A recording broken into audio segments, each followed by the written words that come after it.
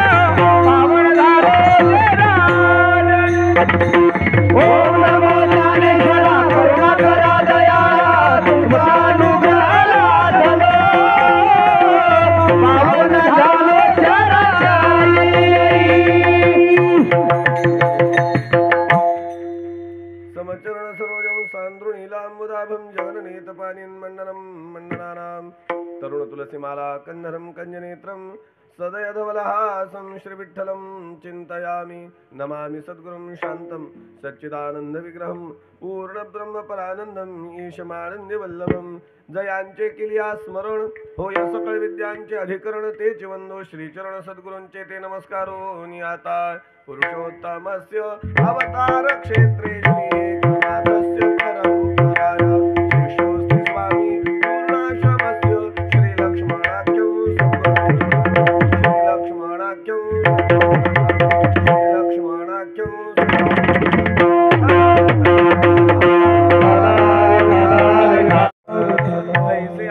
संसारी आम्ही तशा पद्धतीने संसारामध्ये वावरलं पाहिजे, प्रपंच आम्ही तशा स्वरूपानं केला पाहिजे आणि परमार्थ मार्गाने ध्येयानं वाटचाल केली पाहिजे. पण तुम्ही आम्ही प्रपंचात रमतो, विषयात रमतो, संसारात रमतो आणि म्हणून साधू संतांना उपदेश करावा लागतो आणि तोच उपदेश शांती ब्रह्मनाथ महाराज अभंगाच्या पहिल्या साधन हरी करा रे बापानो साधन हरीचे करा रे बापानो साधन हरीचे करा रे बापानो साधन हरीचे करा रे बापानो साधन हरीचे करा रे बापानो साधन हरीचे करा रे बापानो साधन हरीचे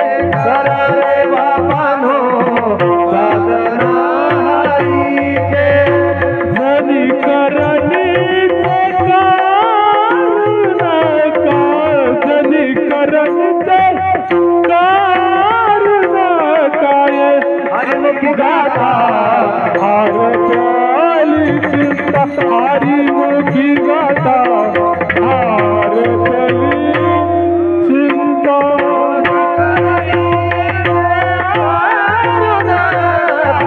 झाली करणी हरी मुखी गाता हारतली चिंता हरी मुखी गाता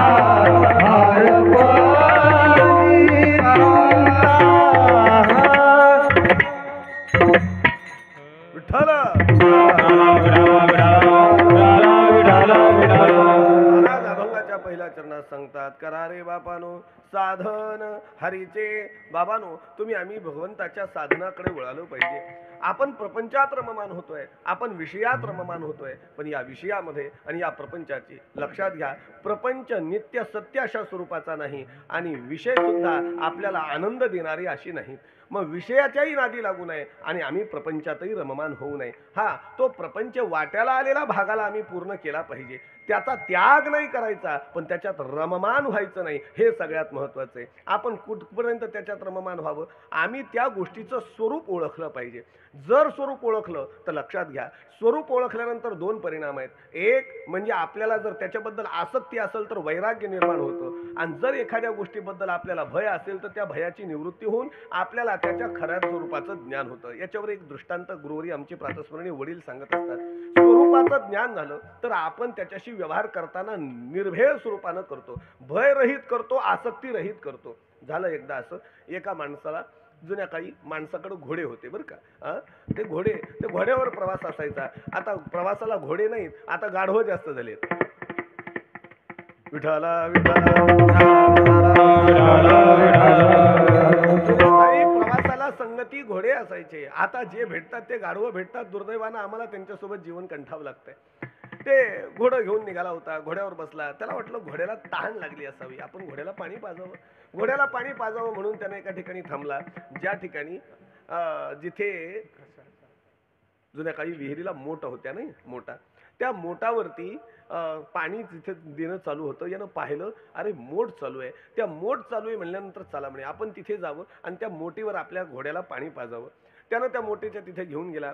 आता ते थारोळं जे असतं ते उथळ असतं जुन्या काळी. आता मोटरा आल्यापासून मोठा माहीत नाही, मग ते उथळ थारोळ असतं, त्याच्यातून ते पाणी सरळ सरळ लगेच दांडात जायचं आणि मग या जोपर्यंत त्यांनी यावं ती मोठ अशी कुई कुई कुई कुई कुई कुई वाजत यावी आणि आली की एकदम भडभड भडभड भडभड भडभड भडभड पाणी पडावं. यानं घोड्याला असं धरलेलं, जवळ न्यावं आणि त्या थारोळ्यामध्ये त्याला वाटायचं की हे पाणी वाहून जायच्या आत घोड्यानं पाणी प्यावं. पण घोड्यानं जसं ते कुई कुई कुई कुई वाजत वाजत भडभड भडभड वाजलं की घोड्यानं एकदम पाटा दोन पाटे मागं सरकत जावं. यानं त्याला ओढून आणूस तर त्याच्यातलं सगळं पाणी वाहत जावं, त्याच्यात सगळं पाणी वाहत जावं. फार वेळेस असं झालं. पण घोडं जरा विचारी होतं बरं का. असे काही काही घोडे असतात जे विचार करतात आणि पुढे आपल्या जीवनामध्ये आनंद प्राप्त करतात. तसं घोडं असलं पाहिजे. पण घोडं असून गाढव होऊ नये माणसानं. विठाला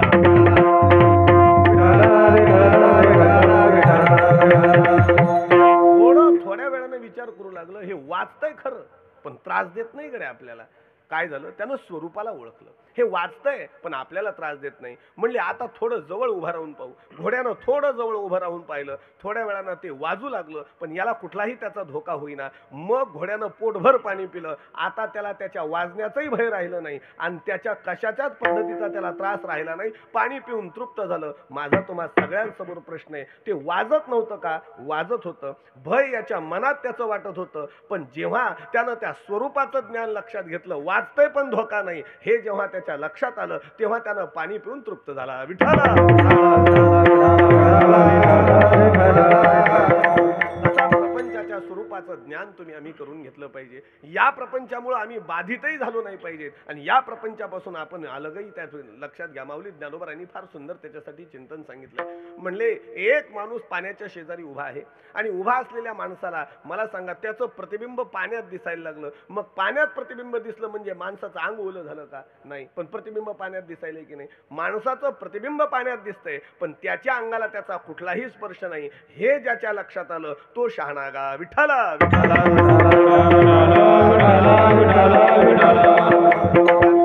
आता आमचे सर स्वतः कीर्तनकार आहेत. मी गुरुवर्य भाऊंच्या भाषेत सांगतो बरं का. आमच्या वडिलांनी म्हणत असतात की जगामध्ये वेदांत शिकवायची गरजच नाही लोकाला. वेदांतामध्ये, न्यायशास्त्रामध्ये, सगळ्या धर्मशास्त्राचं चिंतन सांगणाऱ्यामध्ये बिंब प्रतिबिंबवाद आलाय. हा गुरुवर्य भाऊ म्हणत असतात बिंब प्रतिबिंबवाद हा जगाला जास्त शिकवायची गरज नाही. म्हणजे का शिकवायची गरज नाही? अहो, बिंब प्रतिबिंबवादामध्ये तर हुशार आमच्या माता मावल्या आहेत. ते कसे काय पहा म्हणे. सकाळी या माता मावल्या स्नान वगैरे झालं की काय करतात? हळदी कुंकू लावतात. आता आजकालच्या टिकल्या लावतात त्याच्याशी मला घेणं देणं नाही. आणि त्या टिकल्या त्यांच्या रस्त्याला पडलेल्या सापडतात, फरशीवर सापडतात, अर्ध्यानिमेच्या बाथरूम मध्येच चिटकेलेल्या आहेत. विठाला मी विरोधानं म्हणत असतो आता सौभाग्यवती म्हणजे बाथरूमच्या फरशाच आहेत. बाकी माता माऊलीच्या कपाळाच्या कधी गळून पडायला पत्ता लागत नाही. पण जुन्या काळी माता माऊल्या कुंकू लावायच्या. मग ते कुंकू लावत असताना त्या आरसा समोर धरायच्या. आरशामध्ये दिसतं त्याला काय म्हणतात? प्रतिबिंब. आरशामध्ये दिसतं ते प्रतिबिंब आहे. आणि मग आरशामध्ये दिसतं म्हणून दिसतंय म्हणून ही बाई त्याला कुंकू लावते का? नाही. दिसतंय त्याला कुंकू लावत नाही. त्याला पाहून जिथं कुंकू लावायचंय बरोबर तिथेच कुंकू लावते. जिथे मेन लावायचंय त्या मेनावर बरोबर कुंकू लावायचंय ते बरोबर कुंकू लावते. गुरुवर्य भाऊ म्हणत असतात अरे या माता मावल्यांना वा जुन्या लोकांना वेदांत स्वतःसिद्ध आहे. फक्त त्यांना जाणीव करून द्यायची की हा वेदांत आहे. विठाला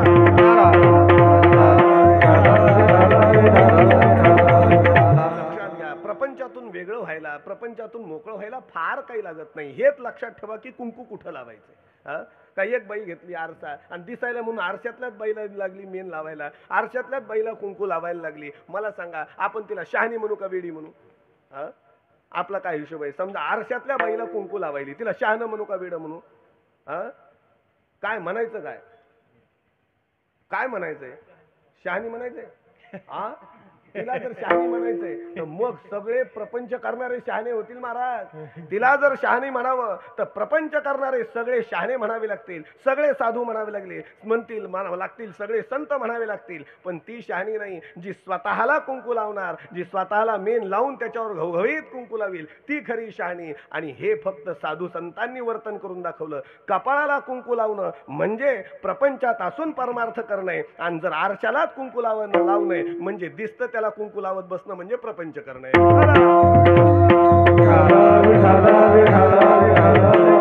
आपण ठरवा. आज आपण सध्या करतोय त्या आरशातल्या बाईला कुंकू लावतोय. आपण प्रपंचात रममान होतोय, आम्ही विषयात रममान होतोय, आम्ही दिसतं त्याला जवळ करण्याचा प्रयत्न करतोय, आम्ही दिसतं त्याला सजवण्याचा प्रयत्न करतोय. आणि आम्हाला खरं करायचंय फक्त प्रवास एवढाच आहे. समोर जे शृंगार करणं चालू आहे तो स्वतःला करायचा आहे. ज्या दिवशी आपण स्वतःला तो शृंगार करून घेऊ त्या दिवशी आम्ही आनंदात राहू. मला सांगा साधू संतांनी स्वतः शृंगार केला का त्यांनी दुसऱ्याला त्या ठिकाणी त्या समोरच्या प्रतिबिंबाला सजवत राहिले? ते प्रतिबिंबाला सजवत राहिले नाही. त्यांनी सांगितलं सर्व सुखले आलो, सर्व अलंकार आनंदी निर्भर डुलत असो. आमची अवस्था अशी आहे. साधू संत सांगतात आम्ही सर्व सुखानं स्वतःच्या त्या ठिकाणी नटलेलो आहोत. आणि हे तुम्ही आम्ही नटलो पाहिजे म्हणून महाराज म्हणतात करा रे बापानो साधना हरीचे करा रे बापानो, साधना हरीचे करा रे बापानो, साधना हरीचे करा रे बापानो, साधना हरीचे धनिकरणीचे करू नका, धनिकरणीचे करू नका. हरी भोगी गाता हर पाणी चिंता, हरी भोगी गाता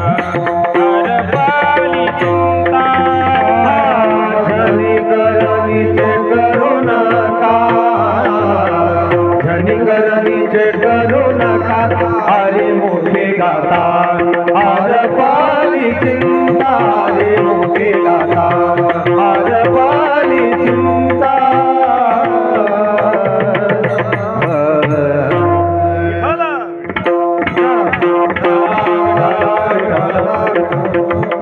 साधू संतांना पहिली विनंती केली करा रे बापानो. शांती ब्रह्मनाथ महाराज म्हणतात बाबानो एवढं करा. आता काही गोष्टी केल्याच पाहिजेत, काही गोष्टी करूच नाहीत अशा आहेत बरं का. शास्त्रामधले सांगितलेले सिद्धांत सांगतो. शास्त्रामध्ये वर्णन आहे अव्याकरण मधीतम भिन्न द्रोण्या तरंगिणी तरणम भेषजमपथ्य सहितम त्रयमिदम कृतम वरम न कृतम. काही गोष्टी करू नयेत त्यापैकी अव्याकरण मधीतम, व्याकरणाशिवाय भाषा शिकू नये. भाषा शिकायची आहे व्याकरणासह शिकावी, नाही तर शिकून उपयोग नाही. आमचे शब्द माझे नाहीत, थोडासा विनोद हा बिभत्स स्वरूपाचा होतो, परंतु आमच्या प्रातस्मरणीय आजोबांनी सांगावं. हिवऱ्याला एक डॉक्टर होते, त्यांना ते हिंदीतून बोलायचे, मराठी त्यांना बोलता येत नव्हती. हकीमजी हकीमजी म्हणायचे, त्यांना वैद्यजी वैद्यजी म्हणायचे, त्यांना मराठी येत नव्हती, पण मराठी प्रांतात राहतेत म्हणून मराठी बोलल्याशिवाय पर्याय नव्हता. त्यांनी झाडपाल्याचे औषध द्यावे, माणसाचं नक्की त्याचं दुखणं राहत होतं. आता असं म्हणल्यानंतर बरेच लोक त्यांच्याकडे जायचे आणि गेल्यानंतर त्यांची मराठी ऐकून त्यांचे पोट दुखू दुखू वापस यायचे, इतकी त्यांची मराठी विचित्र होती. मग आता ते गेले की लोक त्यांच्याकडे आता दुःखीत म्हणून जायचे, त्यांना काहीतरी रोग झालाय म्हणून जायचे. ते गेले की त्यांनी असा हात हातात घ्यायचा, त्यांची नाडी तपासायची आणि त्यांना म्हणायचे, तुझी काय दुखती, तुझी काय दुखती, तू काळजी करू नको, मी तुला औषध देते. ते माणूस ते काय म्हणायचे, तुझी काय दुखती, तू काळजी करू नको, मी तुला औषध देते आणि तुला घोड्यावनीच करते.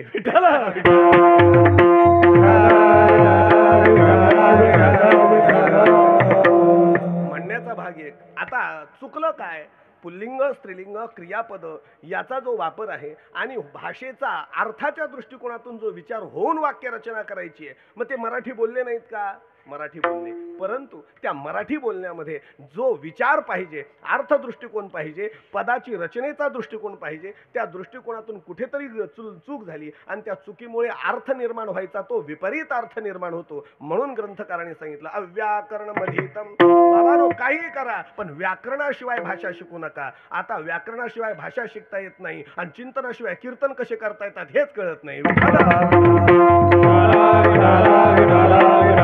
लोकांनी जागा व्हावं, आम्ही जागा व्हावं. कुरकुरे खाल्ल्याने लोकांचे पोट दुखतात, त्यांना बॅक्टेरिया शरीरात जातो, त्यांचे आतडे खराब होतात. हे लोक दवाखान्यात जातात तरी कुरकुरे खाणाऱ्यांची संख्या कमी होत नाही. मी म्हणतो, जसं कुरकुरे खाऊन शरीर खलास होत असतं, जसं बाकीचे सामान्य पदार्थ खाऊन शरीर खलास होत असतं ना, तसं चिंतन रहित कीर्तन ऐकून समाजाचं फार मोठं उद्ध्वस्तीकरण होऊ शकतं. म्हणून समाजानं जागं झालं पाहिजे.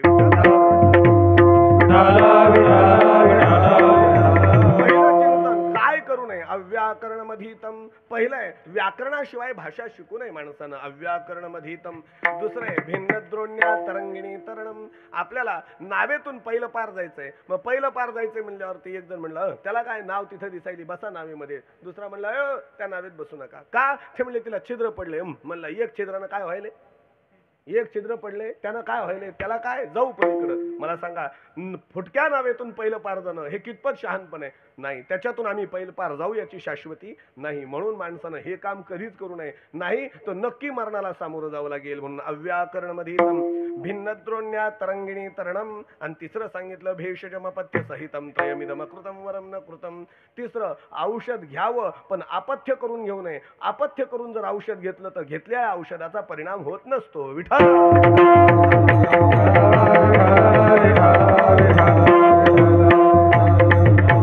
मग काही गोष्टी करूच नाहीत, त्यापैकी ह्या महत्वाच्या 3 गोष्टी आहेत, ज्या गोष्टी आम्ही करूच नाहीत, पण काही गोष्टी केल्या पाहिजे, ज्यामध्ये आम्ही, महाराज सांगतात काय करावं, करावे तात परमार्थाची करावी तातडी, परमार्थाची करावी तातडी, परमार्थाची करावी तातडी.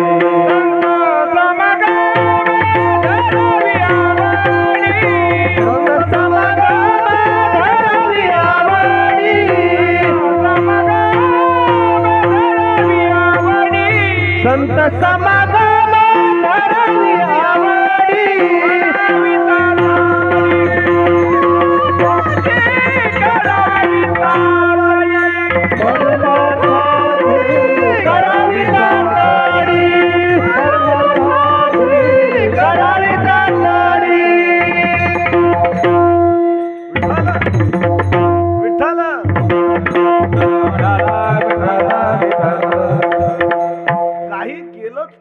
त्यामध्ये परमार्थाकडे वळालं पाहिजे, हे कार्य केलंच पाहिजे, कारण याच्याशिवाय गत्यंतर नाही. अहो गत्यंतर सोडा, देवानं देह जर त्याच्यासाठी दिला असेल तर आम्ही त्याच्यासाठी त्याचा व्यय केला पाहिजे. देवे दिला देह भजन गोमता, दिला देह भजन गोमता, देवे दिला देह भजन गोमता, झाला फाटा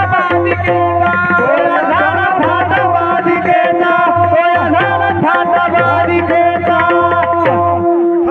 विठ्ठल विठ्ठल देवानं देह दिला देवी दिला देह भजना गोमटा तो या झाला फाटा बालिकेचा. देवानं देह आम्हाला भजनासाठी दिलेला आहे, आम्ही तो त्याच्यासाठी लावला पाहिजे. म्हणून महाराज म्हणतात करा रे बापानो साधन हरीचे. काल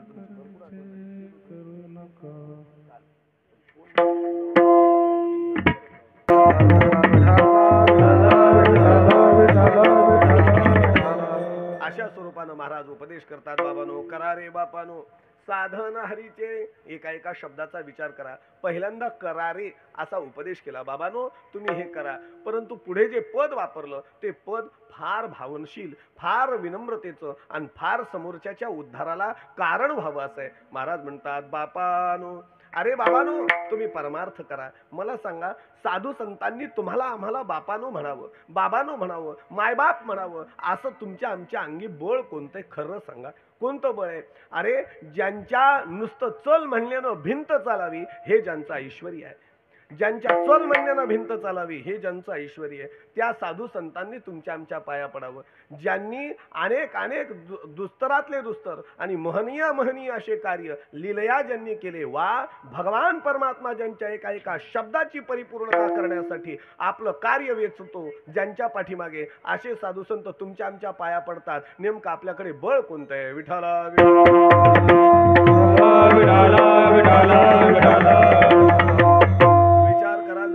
अहो त्या माऊली ज्ञानोबरायांनी तुमच्या आमच्या पाया का पडावं?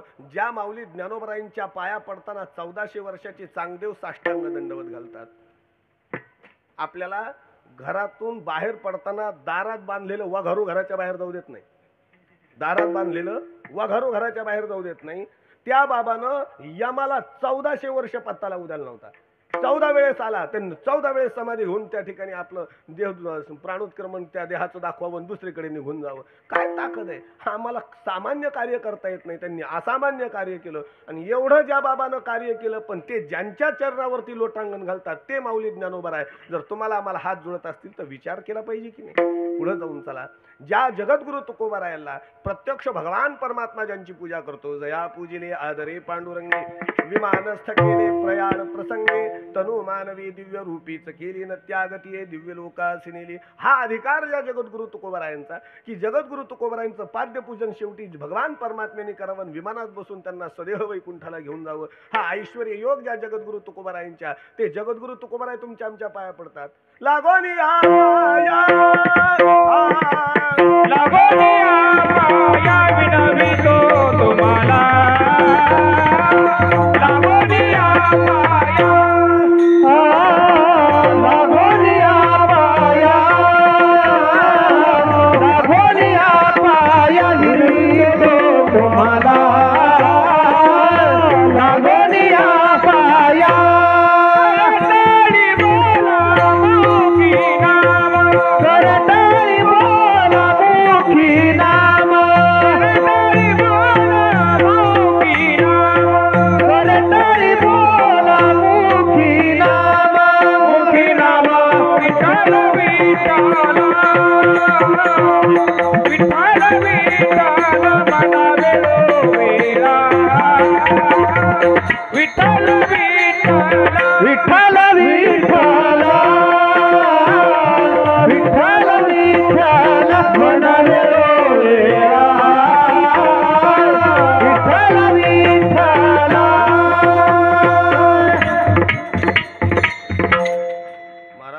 जगद्गुरु तुकोबाराय म्हणतात लागून या पाया विनवितो तुम्हाला किंवा तुम्हा, करे टाळी बोला मुखे नाम. जर बारकाव्यानं पाहिलं ना तर कधी कधी काही पद नाही आहेत बरं का त्याच्यामध्ये, काही शब्द कमी जास्त आहेत, वेगवेगळ्या पाठामध्ये आपल्याला पाहायला मिळतील.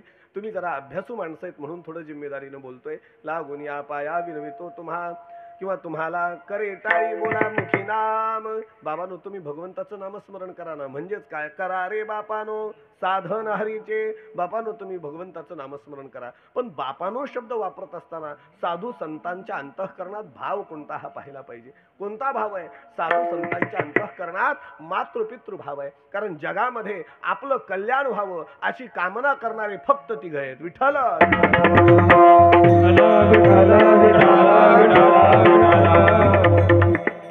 महत्वाचं कसं आहे माहिती आहे का, जगामध्ये बाकीचे सगळे तुमच्या आमच्या स्वतःच्या अर्थार्थी जीव लोकोयम न कश्चित कस्यचित प्रियः, तुम्ही आम्ही एकमेकाला स्वतःला नाही बाबा तुझ्या वाचून मला करमत नाही, तू म्हणजे माझ्या भलताच जीवातला जीव आहे असं म्हणणाऱ्याला फक्त अडचणीला बोलून पहा, येतो का मदतीला? काही नाही, सगळे बदमाश आहे, सगळे बदमाश, बघताच सोय नाही. खरं सांगू का, हात जोडून सांगतो, लेकरं बाळ बायका पोरं सगळे बदमाश. विठाला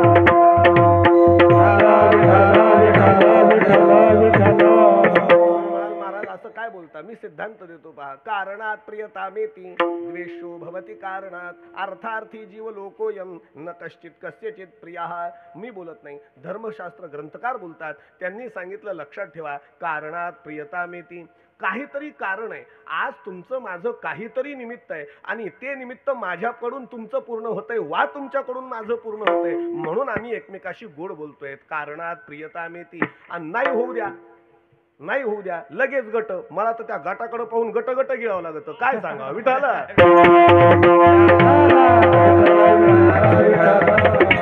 माझी अवस्था अशी झालेली आहे, एका बाईला 5 लेकरं, 5 जणांचं 5 जणांशी काही पटन. आता ती बाई, तिला वाटतं सगळे एकत्र असावं आणि सगळे ही चित्र. विठाला म्हणजे म्हणण्याचा उद्देश काय, कसं होत आहे, मग एखाद्याची भावना पूर्ण नाही झाली की मनामध्ये द्वेषो द्वेषो भवति कारणात. बरं, हा व्यवहार आजचा नाही, धर्मशास्त्र ग्रंथात वर्णन आहे. सांगितलं, कारणात प्रियतामेति द्वेषो भवति कारणात. मग काय म्हणायचं काय महाराज तुम्हाला? त्यांनी सांगितलं, अर्थार्थी जीव लोकोयम, जगामधले सगळे लोक आपल्या स्वतःच्या हिशोबाने जगणार आहेत. कोणी कोणाचा जवळचा नाही, कोणी कोणाचा लांबचा नाही. विठाला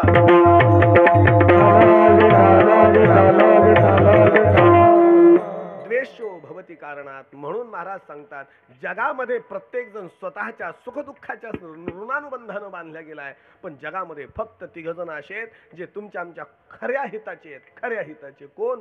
एक आई, 2 वडील आणि 3रे गुरु. विठाला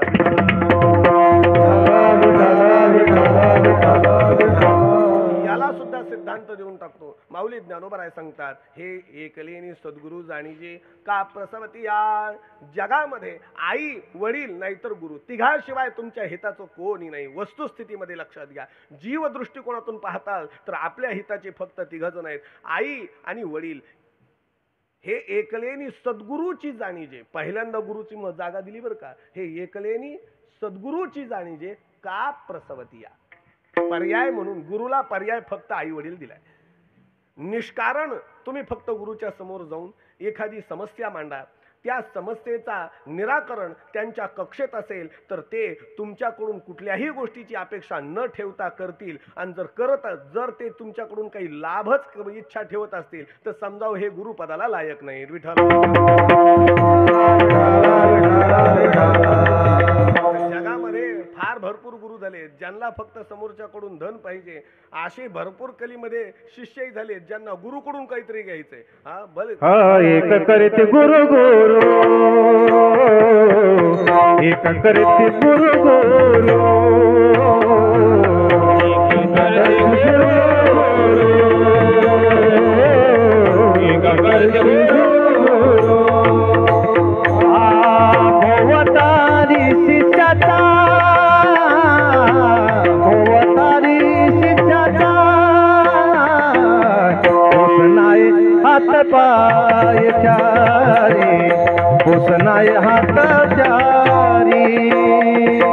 भवती भारी शिष्याचा, भवता भारू शिष्याचा, पोसनाय पाय चारी, पोसनाय पाय चारी.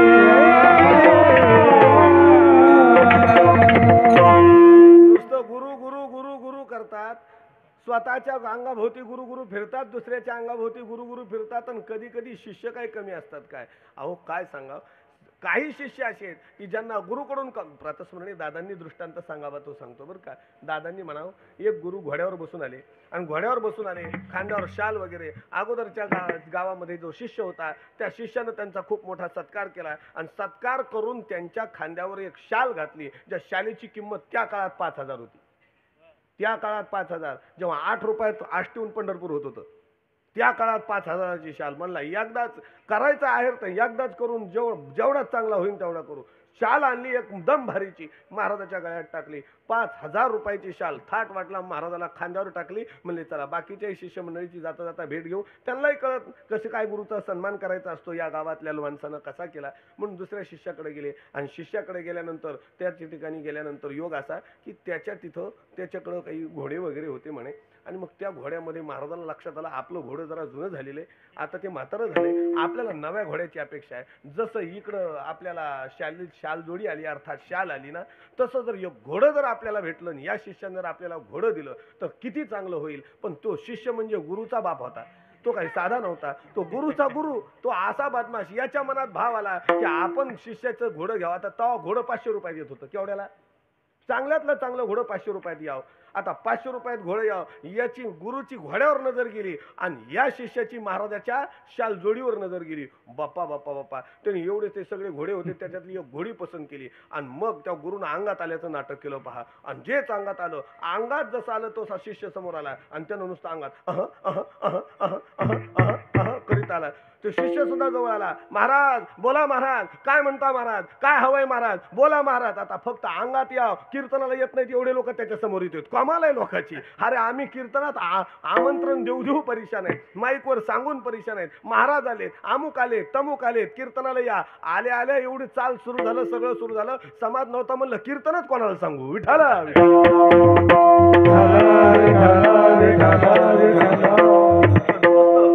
एक दोघा जण का आहा उहू करू द्या, आपा बापा सगळं गाव गोळा, सगळे महाराज महाराज. तो समोरच येऊन बसला. महाराज महाराज महाराज काय म्हणणे, महाराज काय म्हणणे, महाराज. मग महाराजांनी बोलायला सुरुवात केली. शिष्या काही नको, काही नको, शिष्या घोडी, शिष्या घोडी, शिष्या घोडी. आता हुशार होता तो, त्याला लक्षात आलं महाराजाचं घोडं जरा आता जुनं झालंय ना, आपल्या याच्यातली जी काठेवाडी चांगली घोडी आहे त्या घोडीबद्दल महाराजाला आसक्ती मनात निर्माण झाली. ती न्यायचा विचार आहे.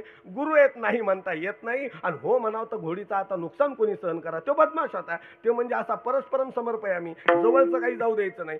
शिष्या घोडी, शिष्या घोडी. तो म्हणला महाराज मी एकदम तुमचा नितांत शिष्य आहे, तुमच्या मुलासारखा आहे, तुमचं कुठलंच मन नाराज करणार नाही, कारण तुम्ही सुद्धा गुरु आहेत आणि गुरु उदार असतात. जसे तुम्ही उदार तसं मी सुद्धा तुम्हाला द्यायला मागं पुढं जात नाही. घोडी तुम्हाला फक्त शाल जोडी, महाराज शाल जोडी. ते म्हणले मग तुझी तुला, माझी मला, तुझी तुला, माझी मला. म्हणजे काय, आता याच्यात गुरु शिष्यपणा नाही.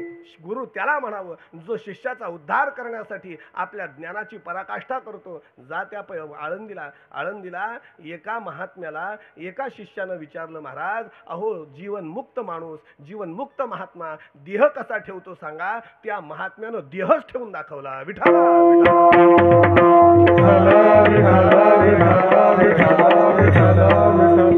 शिष्याचा जीवनामधला जो संकल्प विकल्प आहे त्या संकल्प विकल्पाला निवृत्त करून त्याला शुद्ध अंतःकरणाच्या वा ज्ञानाच्या परमोच्च सीमेवरती स्थापित करण्यासाठी त्या महात्म्यानं स्वतःचं देहच ठेवून दाखवला की जीवन मुक्त महात्मा देह कसा ठेवतो हे एक सद्गुरूच करू शकतात. हे एक सद्गुरूच करू शकतात. ना तरी प्रसवतीया. माऊली ज्ञानोबा म्हणतात की जर नसेल तर प्रसवतीया म्हणजे माय बाप, त्याच्यातही जास्त मायच. विठाला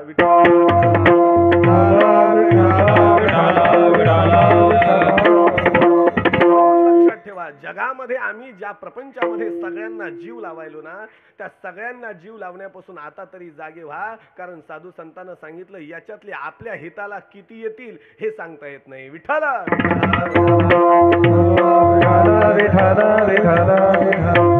गृहदारास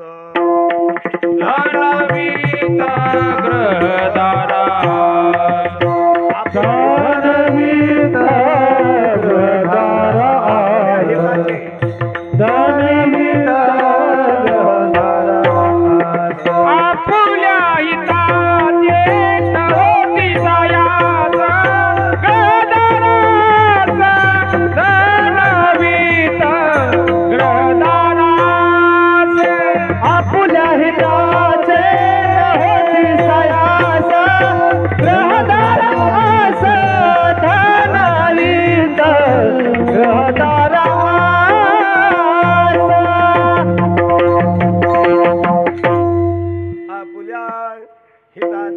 बाबांनो आपल्या हिताचे नव्हती सायास.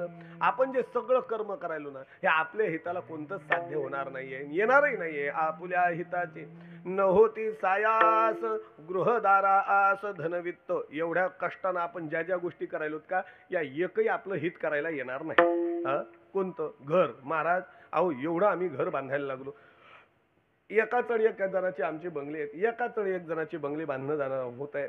आम्ही मोठमोठाली घर बांधतोय, पण महाराज म्हणतात हे घर तुमचं हित करील याची शाश्वती नाही. कारण काय? दोन्हीपैकी एक परिणामवाद निश्चित आहे. वेदांतानं परिणामवाद सांगितला बरं का. परिणाम दोन पैकी एक निश्चित आहे. एक आपल्या तरी डोळ्यासमोर घराचा नाश होईल, नाही तर घर राहिलं तर आपला तरी नाश होईल. विठ्ठल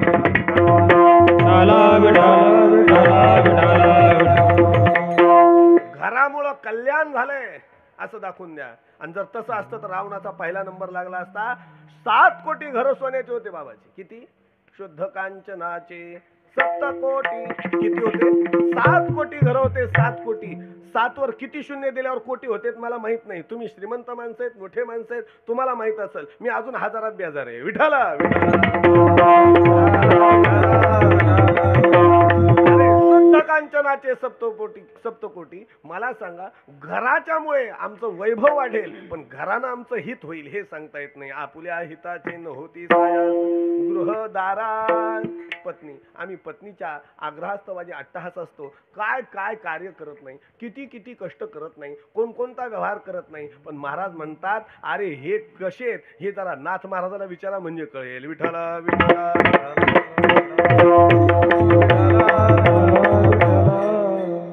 हरिवीण कोणी नाही सोडविता. पुत्र बंधू बायकोचं नाव आलं बर का.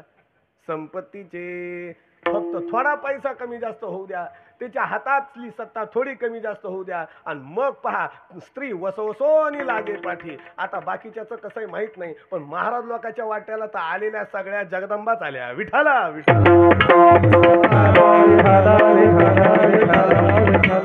स्त्री वसवसोनी लागे पाठी. विचार करा जरा बारकाव्यानं. गृहदारा आस धनवित्त. आमच्या एकही गोष्ट हिताची आमच्या जीवनामध्ये येणार नाही. म्हणून ज्यामध्ये आम्ही गुंतलो त्याच्यापासून सावध व्हा. म्हणून तर साधू संत सांगतात सावध होई बापा काळ लागला मापा. काय गुंतून राहिलास बाबा याच्यामध्ये? आता तरी हात जोडून पाया पडून म्हणतो म्हणले बाबानो आता तरी उठा, आता तरी जागे व्हा. उठा जागे व्हा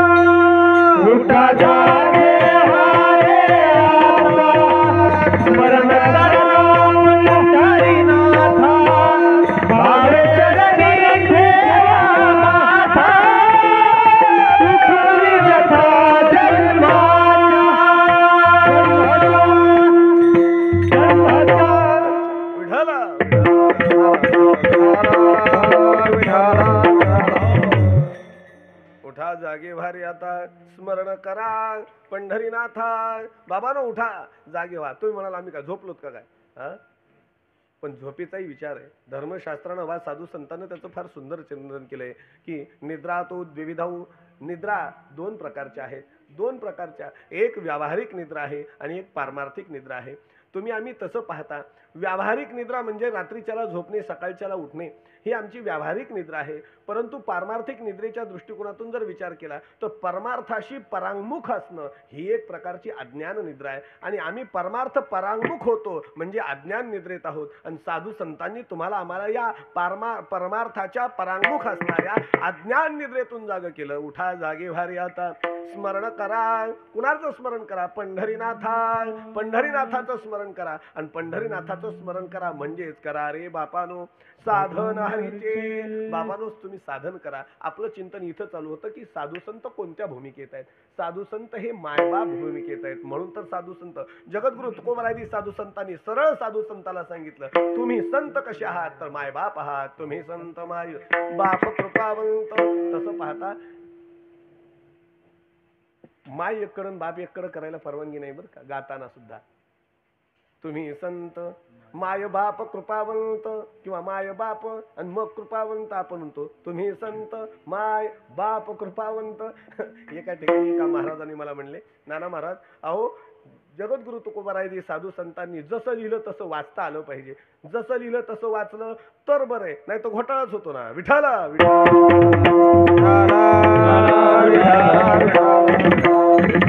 एक पोरगा रस्त्याच्या कडेनं उभा राहिला आणि मोठमोठ्याने हसायला लागला. ते म्हणला, पहा ना त्या काय तिथं दुकानावर पाटी काय लिहिली, रामाच्या दू कानात ऊ तमाची वाडा. मोठ्याने हसायला लागला. बाबा बघा ना कसं लिहिलंय, रामाच्या दू कानात ऊ तमाची वाडा. म्हणजे असं काय बा लोक म्हणजे असं कसं काय कोणी लिहिन. मग त्याचा काय अर्थ नाही ना. रामाच्या दू कानातून तमाची वाडा याला काय अर्थ आहे. मग एक शहाणा तिथं आला आणि तो म्हणला, अरे कुठं थांबू नये, कसंही वाचू नये, नीटनीटकं वाचावं. ते असे रामाच्या दुकानात उत्तम चिवडा. विठ्ठल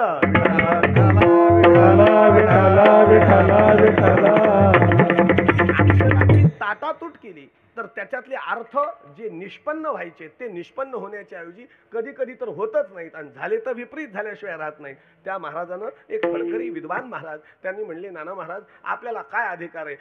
साधू संत ते मायबाप एकत्र लिहिताना आपण त्यांचा घटस्फोट करायचा काय अधिकार म्हणले आपल्याला. कस काय आपण त्यांना मायबापाला वेगळं करतो. तसं नाही.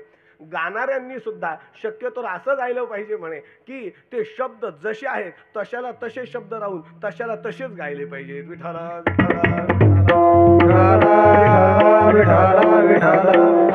तुम्ही संत मायबाप कृपावंत. तुम्ही संत मायबाप आहात. अर्थात साधू संत हे मायबाप अंतःकरणाचे त्या अधिकारावर असल्या कारणानं ते म्हणतात, करा रे बापानो. आम्ही हात जोडून विनंती करतो बाबा, पाया पडून कर जोडून विनवितो तुम्हाला. तुम्ही वासुदेव वासुदेव म्हणा, लागून या पाया. जे प्रमाण आपलं झालंय म्हणजे थोडक्यात साधू संत तुमच्या आमच्या हात पाया पडून म्हणतात, उठा की जी मायबाप कैसे लागली झोप. बाबानो या अज्ञान निद्रेमधून जागे व्हा. ज्ञानाची पहाट तुमच्या आमच्या जीवनामध्ये होऊ द्या आणि ज्ञान दृष्टीनं तुम्ही सगळं त्या ठिकाणी ब्रह्मतत्व जे आहे ते जाणून घ्या. आणि म्हणून तुम्ही त्या साधन भगवंताचं प्राप्तीचं करा. म्हणून करा रे बापानो साधन हरीचे. झणी करणीचे करू नका. प्रपंचामध्ये पडू नका. कारण हा प्रपंच पुन्हा पुन्हा तुम्हाला आम्हाला जन्म मरणाच्या फेऱ्यात टाकणार आहे. याच्यातून मोकळी कुणाची होते हे सांगता येत नाही. म्हणून आत्ताच जागे व्हा. जे कर्म आम्हाला पुन्हा पुन्हा कर्मात टाकतं ते कर्म करू नका. विठ्ठला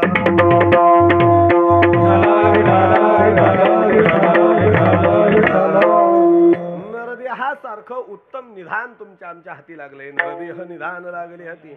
उत्तम सार उत्तम गती. काय म्हणता येईल, जे व्हायचं ते होता येईल ती हीच जागा आहे. मुक्त इथंच होता येईल. प्रातस्मरणीय आमच्या गुरुवर्य भाऊ प्रातस्मरणीय दादा यांनी एक दृष्टांत सांगावा. हे मुक्तीचं साधन हातात लागले पण आपण कशात रमवान व्हायलो पहा म्हणले. एकदा म्हणले एका राजाचा वाढदिवस होता. राजाचा वाढदिवस तुम्ही आम्ही करतो ना हॅपी बर्थडे. हा आता महाराज लोकांचे व्हायला लागले. वाढदिवस राजाने सांगितलं, आज ज्याला जे पाहिजे ते देणार. कोणी यावं माझ्या समोर, जे मागेल ते त्याला मी ते दिल्याशिवाय राहणार नाही. कोणी येऊ काही येऊ मी त्याला देईल. होता होता होता राजा जेलपर्यंत पोहोचला. तो म्हणला सगळ्यालाच आपण सगळ्या गोष्टी दिल्यात. राजधानीमध्ये सुद्धा चला जेलमधले जे कैदी आहेत त्यांना सुद्धा देऊ. जेलमधल्या कैद्याकडे गेला. कैद्यांनो आज माझा वाढदिवस आहे. मी या राज्याचा राजा आहे. तुम्हाला जे पाहिजे ते द्यायला तयार आहे. मागा काय पाहिजे. एक जण म्हणला थंडी फार पडली हो, पांघरून भेटलं तर बरं होईल. ते म्हणले देऊन टाका रे याला. 2 रगी द्या. एक ऐवजी 2 रगी द्या म्हणले. राजा उदार आहे, काय अडचण नाही. आपल्याला काय कमी म्हणले. देऊन टाका. 2 रगी दिल्या. 2 रगी. दुसरा आला. तो म्हणला महाराज कसं आहे मला जेवायला जास्त लागतं आणि इथलचे ते हिशोबानच देतात पहा. अर्धी एक भाकर मला जास्त देत नाही. ते म्हणले याला रोज 2 भाकरी जास्त देऊन टाका. चल जाय. ते गेला. एक जण समोर आला. तो म्हणला राजा खरंच तुम्ही उदार आहेत का देतान का. ते म्हणले हो मला बिड्या वाढायची सोय हो, मला बिड्या भेटल्या पाहिजेत. ते म्हणले काय मागून मागून बिड्या मागायला. नाही नाही म्हणला. ते म्हणले चाल रोज एक कट्टल भेटून जाईल. त्याला घेऊन ते गेला. एक जण बिडी मागणारा गेला की लगेच तंबाखू तो म्हणला मला भेटन का. ते म्हणले चल होय पुढं. लगेच ते प्रत्येकाची मागणी मान्य झाली. एक जण शिल्लक राहिला. तो एक जण जो शिल्लक होता तो पाठीमागे उभा होता. तो म्हणला राजे साहेब मला काय मागायचंच नाही. ते म्हणले का. ते म्हणले मी जे मागेल ते तुम्ही देतानाची शाश्वती नाही. राजाला थोडंसं हिनात्मक भाषेत बोलला आणि तो म्हणला हीन भाषेत बोलताना म्हणला तुम्ही देताल याचा मला भरोसा नाही. ते म्हणलं अरे प्रसन्न झालेला मी स्वतः राजा आहे. सगळ्या प्रजेला जे मागितलं ते दिलं. राहिला तू एकटा शेवट. तसं मला गालबोट नकोय. माझा वाढदिवस आहे. तुला पाहिजे ते दिल्याशिवाय मी राहणार नाही. फक्त माग. ते म्हणला पहा बर का पुन्हा नाही म्हणताल. पहा बर का नाही म्हणताल. ते म्हणजे तू मागून तर पहा. त्यावेळेस त्यानं सांगितलं हे बघ हे पहा राजे साहेब जर तुम्ही देणार असाल तर एक द्या. मला या जेलमधून हाकलून द्या. काय सांगितलं. मला या जेलमधून हाकलून द्या. राजा हसला म्हणला दिवसभर सगळ्याला सगळं पाहिजे ते दिलं पण असा मागणारा भेटला नाही कारण यानं मुक्तता मागितली. विठाला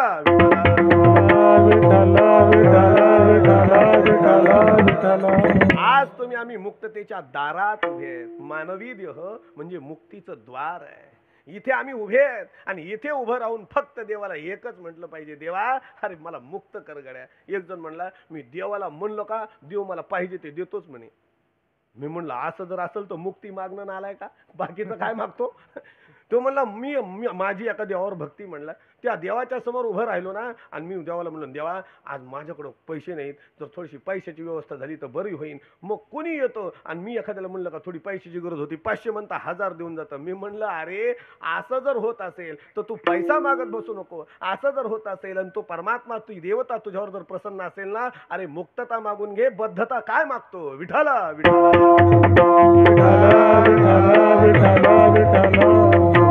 सोप्या भाषेत आहे. त्या जेल मधल्या बिडी मागणारा शहाणा माणसाला तुम्ही शहाणं समजाल. तंबाखू मागणाऱ्या माणसाला शहाणं समजाल. भाकरी मागणाऱ्या माणसाला शहाणं समजाल. व अंगावर पांघरून मागणाऱ्याला शहाणं समजाल. कुणालाच शहाणं समजता येणार नाही. ज्यानं मुक्तता मागितली खरा शहाणा तो आहे. तसं तुम्ही आम्ही शहाणं कधी व्हावं आणि तेच शहाणं तुम्ही आम्ही झालं पाहिजे. म्हणून महाराज म्हणतात करा रे बापा साधन हरीचे. ते साधन करण्याची जागा इथे आहे आणि इथे जर तुम्ही आम्ही साधन केलं तर नक्की आम्ही मुक्त होऊ. नाही तर यमजाचना ही फार वाईट आहे. या फार वाईट असणाऱ्या यमजाचनेला तुम्हाला आम्हाला बळी पडावं लागेल. जर आम्ही भजन केलं तर मग मात्र बळी पडणार नाहीत. याचं चिंतन महाराज पुढच्या चरणात जन्म यमाची यातना यमाची यातना जन्म यमाची यातना यमाची यातना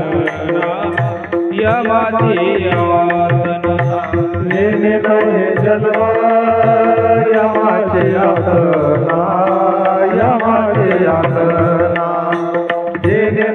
जन्म यमाची यातना यमाची यातना ऐसिया साधना ऐसिया साधना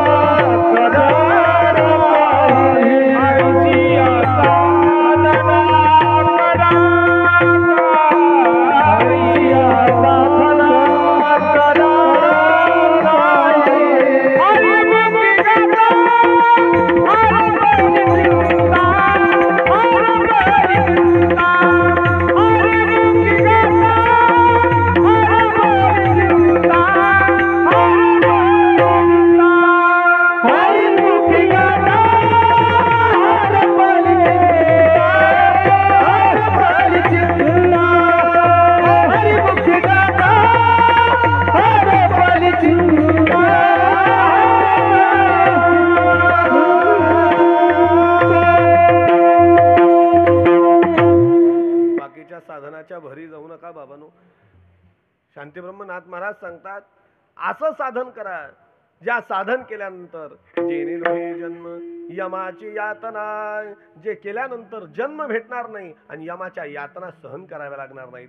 पहिलं दुःख मानवी देहामध्ये येत असताना वा जीव दशेला येऊन जेव्हा आम्ही येतो ना त्यावेळेस पहिलं दुःख जन्माचं दुःख आहे. जन्म दुःखाचा जर बारकाव्यानं विचार केला ना तर मग कळेल माणसाला कधी कधी बिभित्स रसातून सांगावं लागतं. साधू संतांनी उपदेश सर्व रसातून केला, सर्व भाषेतून केला. ते करत असताना एकदा तर साधू संतांनी बिभित्स रसाचा दृष्टांतातून बोलायला सुरुवात केली. अरे मातेच्या उदर कुहरी पचोनी विष्ठेच्या दाथरी. दाथर या शब्दाचा अर्थ फार वेगळा आहे बरं का. घरामध्ये बोर असावा, त्या बोरचं पाणी तुम्ही एका भांड्यामध्ये वर्षानुवर्ष तापवत असावं आणि ते तापवत असल्यानंतर ते पाणी उकळून उकळून उकळून त्या भांड्याला मध्ये क्षाराचा असा थर तयार होतो. ज्याच्या घरामध्ये बोर आहे आणि जो ते भांड्यात पाणी तापवतो त्याला हे माहिती आहे. असे थर तयार होतात आणि ते थरावर थर थरावर थर थरावर थर तयार होऊन ते एवढं जड होतं भांड. एखाद्या दिवशी त्याला पालथं टाकलं ना एवढाली खपरी निघते. जणू का त्या खपरी पिंडी सारखी एवढाली खपरी निघते त्याच्यामध्ये. ते काय, ते सगळे थर आहेत. ते दाथर तयार होतो थोडा थोडा थोडा थोडा थोडा. आणि असा दाथर तुमच्या आमच्या शरीरावरती असतो केव्हा, आईच्या उदरात. विठ्ठला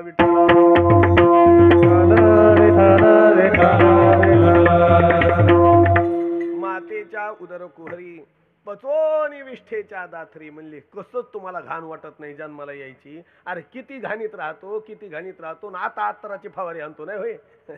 आता काय, आता दादानी म्हणा आता तर काय नवीनच निघालं माणसंच फवारा. विठाला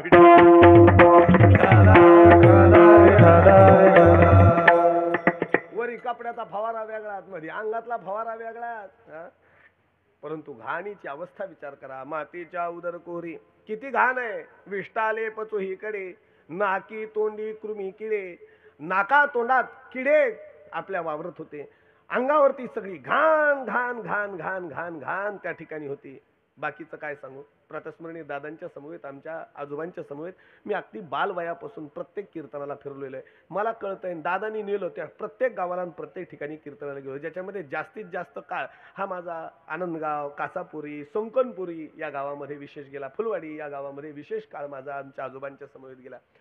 संकनपुरीला जात असताना अगोदर ती पांधन लागायची आणि मग तिथे नेहमी जाणं येणं असायचं आमचं संकनपुरीला. आणि मग ते जात असताना झालं एकदा असं की आम्ही नाकतोंड दाबलं, दादांनी नाकतोंड दाबलं, समोर गाडी चालक होते त्यांनी नाकतोंड दाबलं असं उपरण्यानं. आणि ती सगळी घाण, ती रस्ता होता तो पार केला आणि पुढे गावात प्रवेश केला. गावात गेल्यानंतर सहज दादा हसले. आणि दादा हसले म्हणून आम्ही विचारलं दादा काय झालं. ते म्हणले मरुस्तर नाकतोंड दाबतो आणि जन्माला यायच्या आत 9 महिने त्याच घाणीत असतो तेव्हा काय वाटलं नाही. विठाला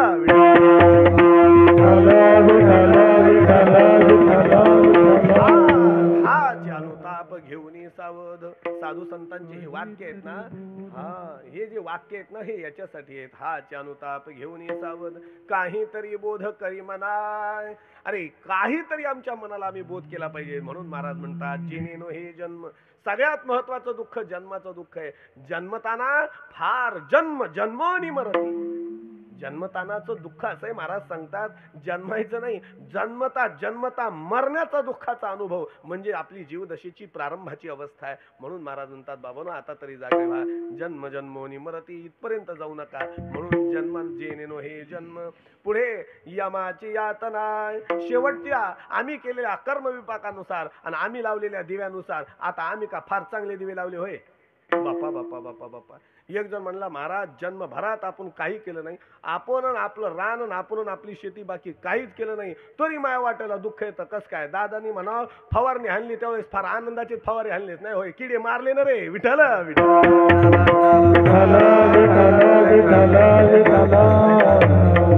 तू फवारीत असताना ते आनंदानं उड्या हाणीत असते. अवघेचे त्रैलोक्य आनंदाची आता उड्या हाणीत होते. लक्षात ठेवा आमच्याकडून कर्म करत असताना पुण्य करिता होय पाप. पुण्य कर्म करताना पाप होत आहे. व्यवहार करताना प्रपंच करताना तर आमच्याकडून पाप होतच आहे. त्याची सगळा हिशोब होतो. अरे एवढा मोठा महात्मा पण चालता चालता रस्त्यानं त्यानं एक असा बाणाच्या टोकानं एक सरड्या उचलला होता म्हणे आणि फेकला आणि तो काट्यावर जाऊन पडला. त्याच्या शरीरामध्ये काटे शिरले आणि त्याचं पाप त्याला लागलं आणि त्या पापाच्या याच्यामुळे त्याला शरपंजरी पडावं लागलं. भीष्माचार्यासारखा महात्मा. विठ्ठला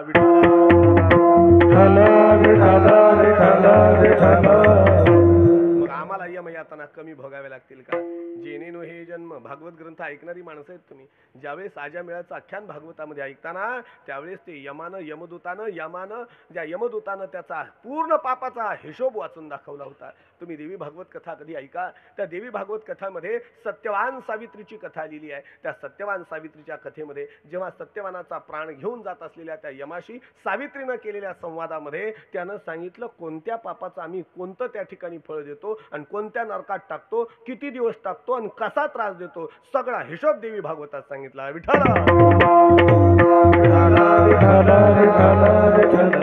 ऐकल्यानंतर थरकाप निघून जातो आपल्या मानवी शरीराचा. म्हणून बाबा महाराज म्हणतात जेनीनो हे जन्म यमाची यातना. आणि त्या यमाला काय करुणा आहे का? काय म्हणले त्या यमाची नाही करुणा, त्या यमाला काही करुणा नाहीये. मग काय मारतात, तोडतात, झोडतात, मारिती तोडिती जोडिती निष्ठुरा, मारिती तोडिती जोडिती निष्ठुरा, मारिती तोडिती जोडिती निष्ठुरा, मारिती तोडिती निष्ठुरा. यमाचे किंकर बहुसाल, यमाचे किंकर बहुसाल, मारिती तोडिती जोडिती निष्ठुरा, मारिती तोडिती जोडिती निष्ठुरा, मारिती बहुसाल, यमाचे किंकर बहुसाल, मारिती तोडिती जोडिती निष्ठुरा,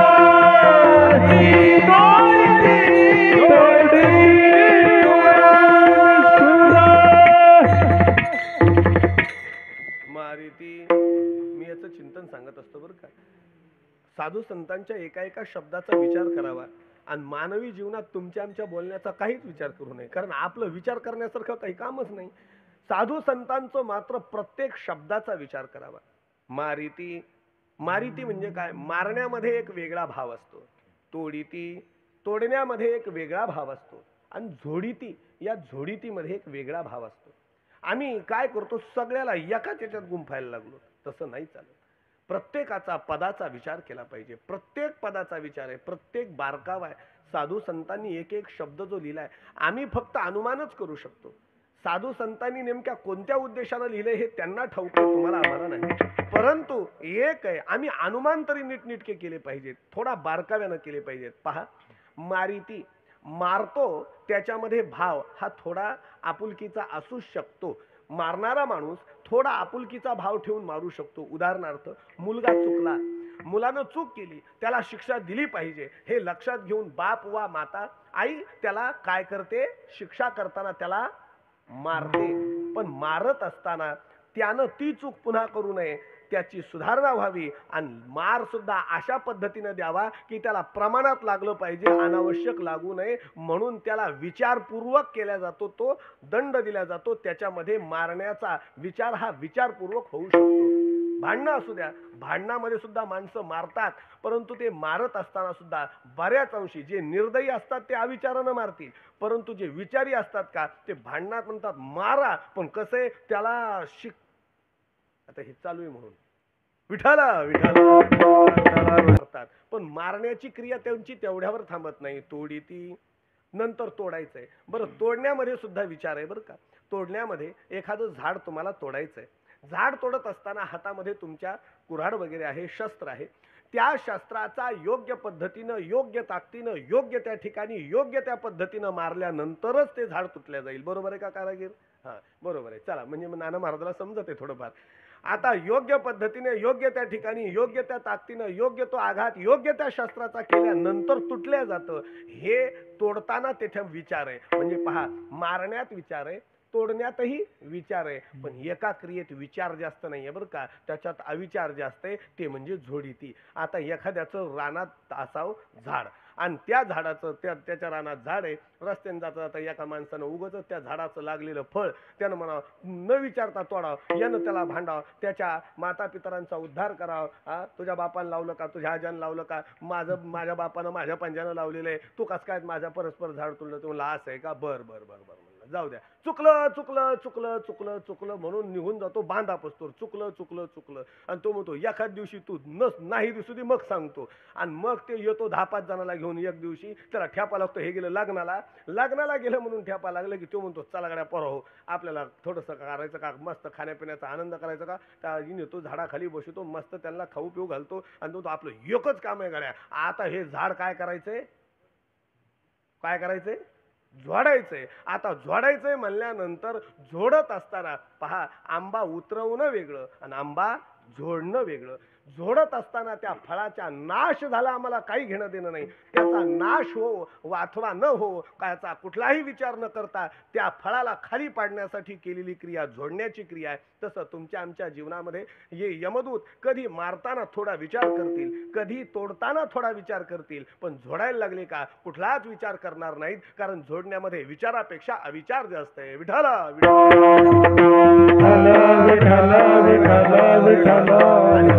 ते यमाचे यमकिंकर, यमाचे ते यमदूत अत्यंत भयंकर क्रिया करणारे आहेत. आणि म्हणून महाराज सांगतात जेनेनो हे जन्म यमाची यातना. आणि असं काहीतरी करत असाल तर मग बरं आहे. आणि जेनेनो हे जन्म यमाची यातना, ऐसिया साधना करा काही. मग समोरचे जागृत झाले. माणसाला जेव्हा परिणाम कळतो का तेव्हा जागे होतात. माणसाला परिणाम कळायला की जागे होतात. कधी कधी अनेकाला अनेक गोष्टी, एखाद्या माणसाला पहा, त्याला समोर एखादा दारू वगैरे पिणारा माणूस आहे, धडकला आणि मेला. एका माणसानं पाहिलं, तू म्हणतो बाप्पा अनेक लोक माझ्या पाया पडली, दारू पिऊ नको, पण दारू पिल्यानं आता हा धडकलेला माणूस मी पाहिला, आता जन्मात दारू प्यायचो नाही. विठाला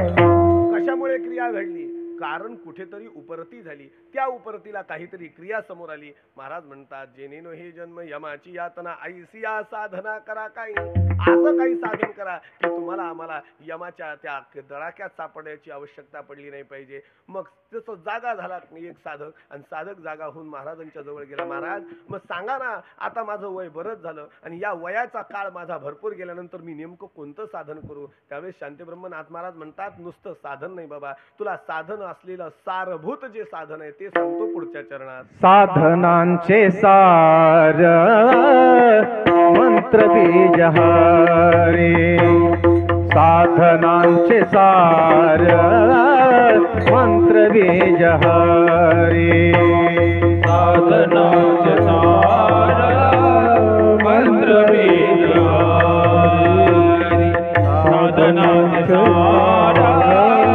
मंत्र बीज हरी. आत्मतत्वधारी तोची एक, आत्मतत्वधारी तोची एक, हरिमुखी गाता हरपद चिंता, हरिमुखी गाता हरपद चिंता.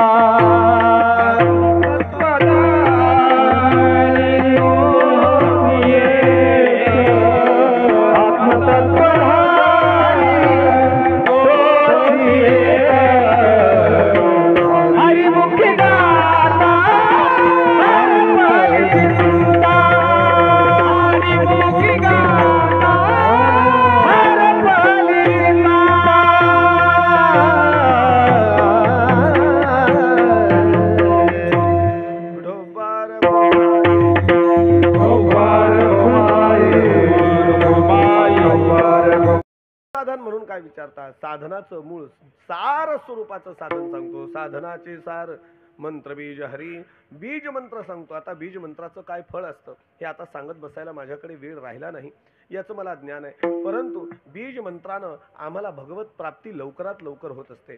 म्हणून हरी हे बीज मंत्र आहे. मागे असं सांगतात, एकदा एक माणूस एवढा ज्ञानी झाला की त्याची परीक्षा पाहायलाच कोणी शिल्लक राहिलं नाही. ते म्हणले बाबा तुमची परीक्षा कोणी पाहावं, तुम्ही फार विद्वान झाले. आणि त्या विद्वान झाल्याचा गर्व त्याला आला. कसं आहे, नवल अहंकाराची गोठी विशेष न लगे अज्ञानापाठी, आणि सज्ञानाचे झोंबे कंठी नाना संकटी नाचवी.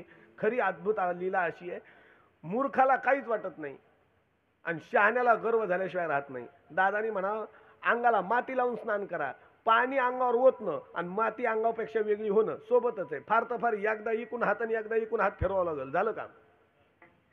पण अत्तर लावा अंगाला, इकून इकून अत्तर लावायचं आणि साबणी लावून लावून स्नान करायचं. अत्तराचा वास आल्याशिवाय राहत नाही. विठाला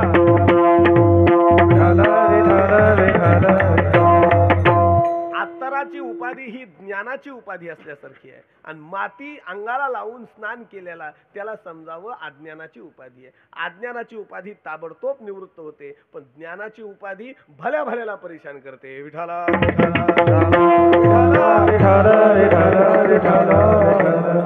म्हणून महाराज वर्णन करतात, बाबांनो आपण जाग झालं पाहिजे. आपण साधनाचं सार काय, मंत्र बीज हरी आत्मतत्व धरी बीज मंत्राचं चिंतन सहज सहज थोडं जर सांगायचं ठरलं तर ग्रंथामध्ये अनेक ठिकाणी वर्णन आले. एकदा एका जणानं फक्त ऐम ऐम ऐम असा उच्चार केला तर त्याला जगदंबिका माता प्रसन्न झाली. हे देवी भागवताचं चिंतनाचा भाग आहे.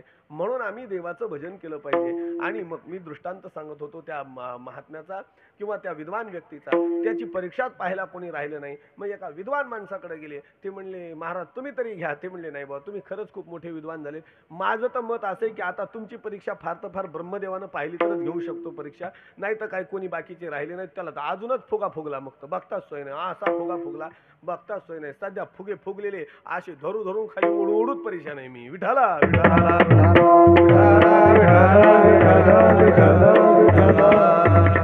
फक्त मला उडून घेऊन जाऊन म्हणजे बाद झालं या फुग्याने. हा फुगा फुगला, ब्रह्मलोकातच गेला बाबा. ब्रह्मदेवाच्याकडे समोर गेला. ब्रह्मदेवाचं काम अखंड घडतो मडके रे. ब्रह्मदेवाच्या कामात आहे. आणि हो म्हणतो, ब्रह्मदेवा ओ देवा माझी तेवढी परीक्षा पाहा बरं. मी हे शिकलो, मी ते शिकलो. दशग्रंथ, षडशास्त्र पुराणी, चारी वेद मुखोद्गत वाणी, सगळं माझं त्या ठिकाणी मी ग्रंथ तयार आहेत माझे. पहा बरं माझं काय अभ्यास आहे, किती मी पास आहे किती नापास आहे. ते म्हणले, हे पहा हे बाबा माझ्याकडे माझं काम भरपूर आहे, मला काही वेळ नाही. ते म्हणले, असं कसं, माझं ज्ञान योग्य अयोग्य हे कोण सांगेल? ब्रह्मदेवा तुमच्यापेक्षा मोठं कोण आहे जगामध्ये? ते म्हणले, हे बघ बाबा तुझं म्हणणंच असेल तर तुझी परीक्षा पाहण्याची व्यवस्था करतो, पण मला ऐकायला वेळ नाही. म्हणले, मग काय करता परीक्षा पाहायची व्यवस्था? काही नाही, हे समोर एक झाड दिसतंय ना तुला, त्या झाडाखाली बस म्हणे. त्या झाडाखाली जाऊन बसवलं त्याला आणि म्हणले, आता हे बघ तुझी चूक झाली,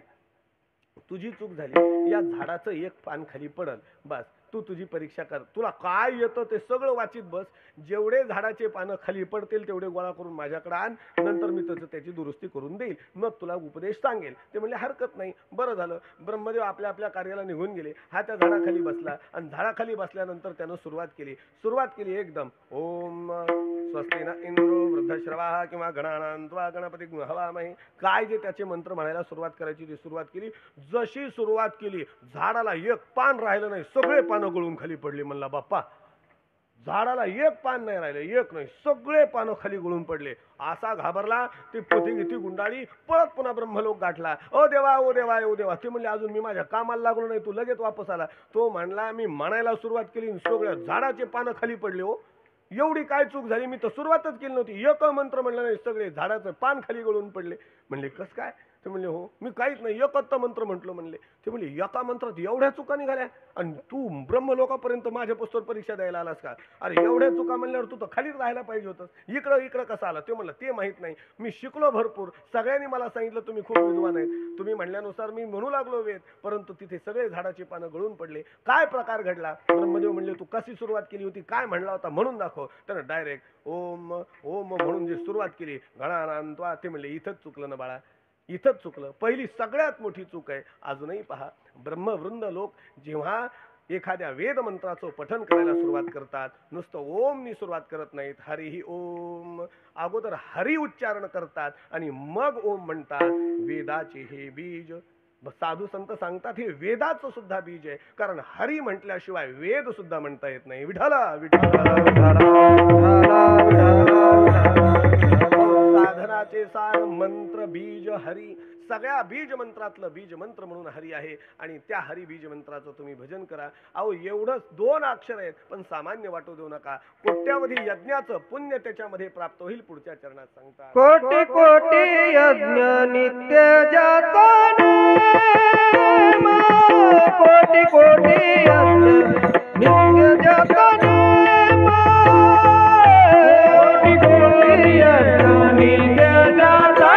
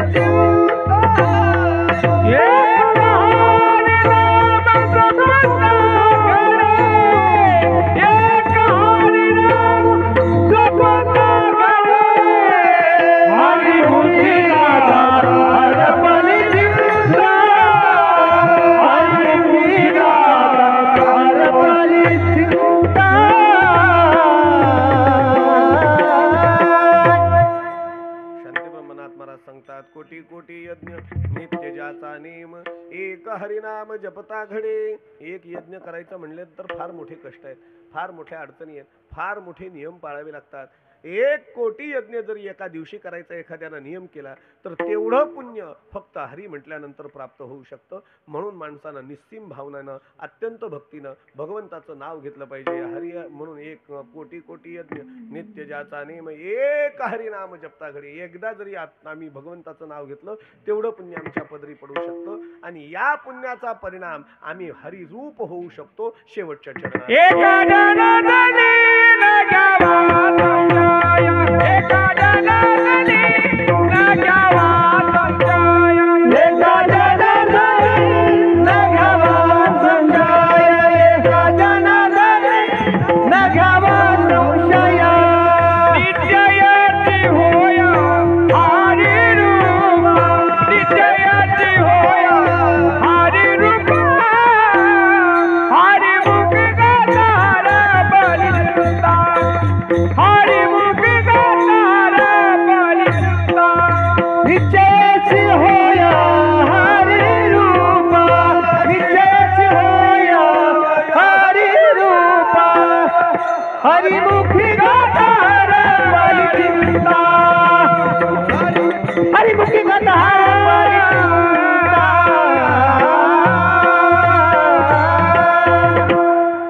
महाराज शेवटच्या चरणात वर्णन करतात. एक तर या नामस्मरणाचं फळ असं आहे की कोटी यज्ञाचं पुण्य मिळतंय. यज्ञ पावला पावली जर आम्ही नाम घेत घेत चाललो तर एका एका पावलाला यज्ञ निर्माण होईल आणि त्याचं पुण्य आपल्या पदरी पडेल असं महाराज वर्णन करतात. आणि त्या पुण्यानं शेवटी परिणाम परम परिणाम याला म्हणतात बरं का. परम परिणाम शेवटचा अंततो गत्वा काय प्राप्त होईल तर म्हणले निश्चयेसी होय हरिरूप. साधू संत स्वतः नाथ महाराज म्हणतात त्याच्यात संशयच घेऊ नका हो. एका जनार्दनी न घ्यावा संशय. तिथं तुम्ही मनामध्ये असं कन्फ्युजन ठेवूच नका, त्याच्यामध्ये मनात संशय येऊच देऊ नका. निश्चयेसी होय हरिरूप. जर आम्ही भगवंताचं भजन करत असू ना, नामस्मरण करू, नक्की आम्ही हरिरूपाला प्राप्त होतो म्हणजे होतो. आणि जर पटत नसेल तर श्रीमद भागवत ग्रंथामध्ये जेव्हा आमच्या गोकर्ण महाराजांनी भागवत कथा सांगितली आणि ती भागवत कथा निस्सीम भावनेनं जी हरिभक्ती त्या पिशाच्यानं केली तोही हरिरूपाला प्राप्त झाला, त्या गोकर्ण महाराजानं केली तेही हरिरूपाला प्राप्त झाले. हे त्याचं द्योतक असलेलं उदाहरण आहे. म्हणून आम्ही विचार केला पाहिजे, संशय न ठेवता निसंशय भावनेनं आम्ही भगवंताची भक्ती केली पाहिजे. त्याचा परिणाम निश्चयेसी होय हरिरूप अशा स्वरूपाने झालेली कीर्तन सेवा भगवंतांनी समर्पित आहे. हरिभक्तीपरायण आपले वसिष्ठ सर आणि बा मोगरे यांचा झालेला वियोग याला आज उनाब्दिक अवस्था म्हणतात. उनाब्दिक अब्द म्हणजे वर्ष आणि ऊन म्हणजे कमी बरं का. खऱ्या अर्थानं धर्मशास्त्राला आजच्या दिवशी एक श्राद्ध करायला सांगितलंय. आपण करत नाही, आपण पूर्णतः धर्मशास्त्र पाळत नाही, परंतु वर्ष श्राद्धाच्या आदल्या दिवशी एक श्राद्ध करावं लागतं आणि वर्ष श्राद्धाच्या दिवशी एक श्राद्ध करावं लागतं. वर्ष श्राद्धाच्या आदल्या दिवशी जे श्राद्ध होतं त्याला उनाब्दिक श्राद्ध म्हणतात. अब्द म्हणजे वर्ष आणि ऊन म्हणजे कमी. वर्षाला एक दिवस कमी असतो त्या दिवशी एक उनाब्दिक नावाचं श्राद्ध असतं, तो आजचा दिवस असतो. आजच्या दिवशी उनाब्दिक श्राद्ध व्हावं, दुसऱ्या दिवशी वर्ष श्राद्ध व्हावं आणि मग तिथून पुढचे मग वर्ष श्राद्धाला वर्ष श्राद्ध प्रतिवर्षी व्हावेत असा हा वहिवाटीचा धर्मशास्त्राचा नियम आहे. आपल्या परंपरेनुसार आपल्या विचारानुसार आपण जे करता आहात ते अगदी योग्य आहे. योगायोगानं का होईना हरिभक्तीपरायण आमच्या मोगरे सरांनी त्यांच्या बंधूंनी हा केलेला जो योग्य समारंभ आहे. कारण धर्मशास्त्रानं मुलाचे कर्तव्य सांगितलेले आहेत आणि मुलाच्या कर्तव्यामध्ये पहिलं कर्तव्य आहे मुलानं हयात असताना वडिलांची आईची काळजी घेणे, त्यांचं सुखदुःख जोपासणे, शेवटपर्यंत त्यांची यथोचित सेवा करणे हे त्यांचं हयातीतलं कर्तव्य आहे मुलाचं. आणि गेल्यानंतर मुलाचं कर्तव्य आहे की त्यानं और्ध्वदेही कर्म करणे. मग दशक्रियाविधी योग्य पद्धतीनं करणे, 11, 12, 13 योग्य पद्धतीनं करणे, 14 योग्य पद्धतीनं करणे, त्याच्यानंतर येणारे मासिक योग्य पद्धतीनं करणे, त्याच्यानंतर येणारं उनाब्दिक म्हणजे आजच्या दिवशीचा उपक्रम योग्य पद्धतीनं करणे आणि वर्षश्राद्ध. आणि जोपर्यंत त्याचे हातपाय चालतात, जोपर्यंत तो जिवंत आहे तोपर्यंत प्रत्येक वर्षाला त्यानं वर्षश्राद्ध करणे. विठ्ठल आपण